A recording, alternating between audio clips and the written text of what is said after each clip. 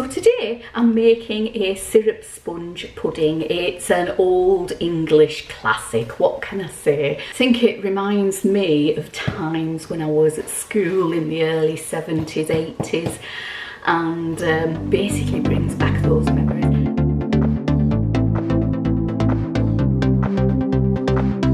To make it, this is what you do. So first of all, take a 2-pint basin, such as this one here, and what we're going to do is place into it about 3 tablespoons of golden syrup. You can eyeball this, just cover the bottom of your basin. Make sure your basin's properly greased as well, and I would advise you to put a kettle on as well. We need a full kettle going for this one because we're going to steam it. Once you've put your golden syrup in the bottom of your bowl, put it to one side, and we're going to make our sponge now, and it is a typical sponge recipe. In my mixer I've got 200 grams of spread. That is stock in my case. You can use butter, you can use plant-based spread. I would bring it up to room temperature though if I was you, because it will be difficult to use otherwise. To that I'm going to add an equal quantity, 200 grams of caster sugar. And we're going to do the old favourite, cream them together. Put your mixer on and let it go until your sponge is nice, light and fluffy and has changed to a lovely creamy, like a double cream colour. I'll be back with you when mine is done now. Once it's creamed to the desired colour, which is double cream, turn your mixer off and give it a scrape down. We want all the mixture off the sides of the bowl, or as much as we can. 3 eggs here. They're all large eggs, and I'm going to put them in. I know they're fresh, so we're all right. One at a time. If you're worried about getting shell in your eggs, then put them into a bowl before you put them into your cake mixture. But we're going to incorporate these one at a time, so we want to mix it in till it's well incorporated and it doesn't look like curds.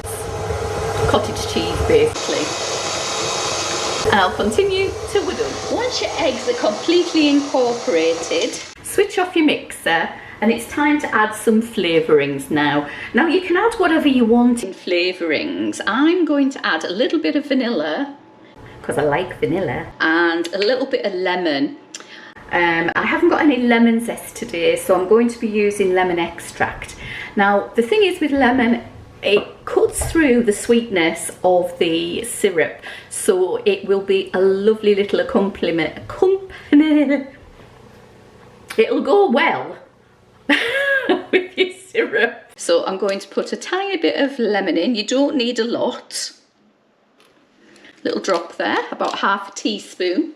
If you don't feel confident eyeballing it, then by all means use a spoon.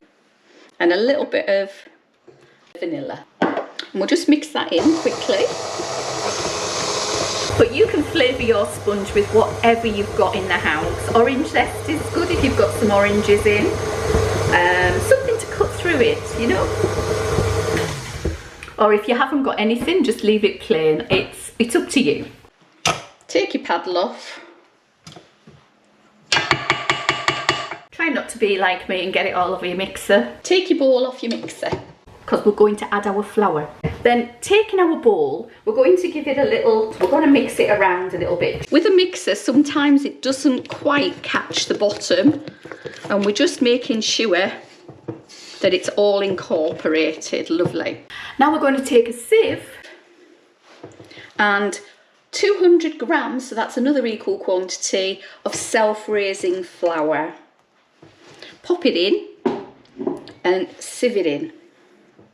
This ensures that any lumps that are in there will go, and that your cake should be nice and light and fluffy. If your flour's out of date and it's self-raising flour, please don't use it. It won't work.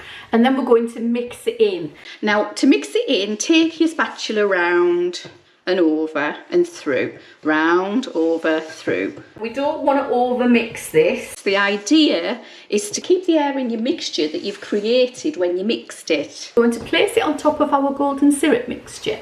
So make sure you've greased your bowl really well. Okay. So my advice is just to gently, or as gently as you can, place it on top.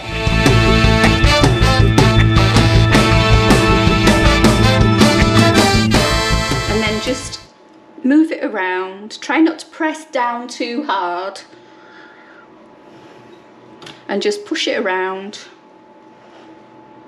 until it's evenly distributed across the top of your bowl. Give it a tap down. I've got my piece of tin foil and I've got my cake liner. I'm going to fold over my cake liner till it's slightly more than over half. And I'm going to do the same with my tin foil till it's slightly over half. There we go. Like that. I'm going to put them together because they won't work if you do them separately. There we go. And then I'm going to fold it back on itself a bit. About half an inch to an inch. There we go. And what that does, when this starts to rise, it will expand with the cake. That's the theory. Okay, so I'm going to pop that on there and pop it down so. Once you've done that, take in another piece of tin foil.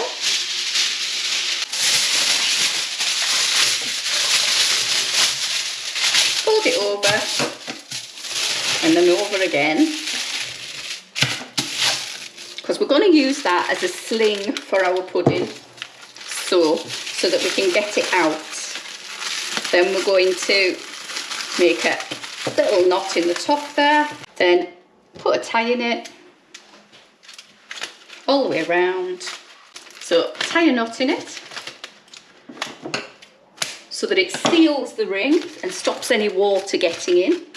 And then using the bit that you put together, take it to your pan. So this is my pan.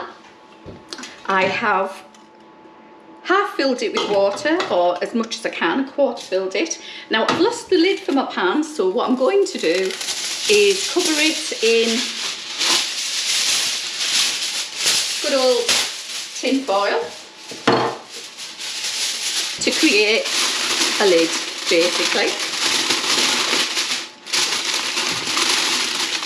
Place your pan on a low heat and keep an eye on the water levels. Keep checking, because we're going to be cooking this for about an hour and a half. So we need to make sure that the water hasn't evaporated. So my pudding has been steaming for about an hour and a half now. I'm going to take it out of the pan. Just place it on there. It's still very hot. I'm going to take off my collar. And we can see what it looks like together. Put my string.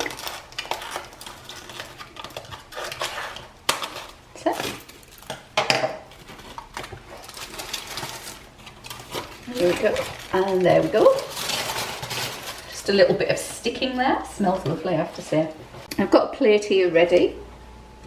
I'm going to turn it over. And this is still very hot. So I'm going to do it the easiest way I know how and plonk it like that. There we go. Great thing about collars is you can hold on to it. Give it a little bit of a shake. And hopefully, fingers crossed, it'll come out, she says. There we go. And there is our steamed syrup pudding. Do you remember syrup sponge when you were in school? I do. Brings back real good memories. School days.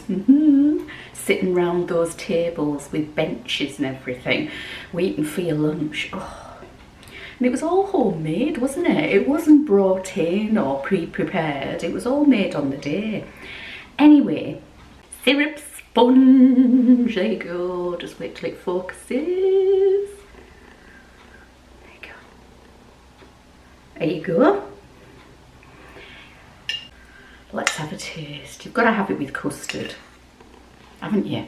And you've got to have it with ambrosia custard as well. Oh, bird's custard. Oh.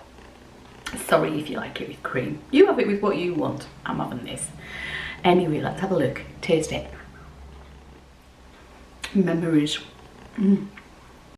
Yummy. You can taste the lemon, and that cuts through the syrup. The syrup isn't too sweet. I thought it might be. I remember it being really, really sweet when I was a young girl.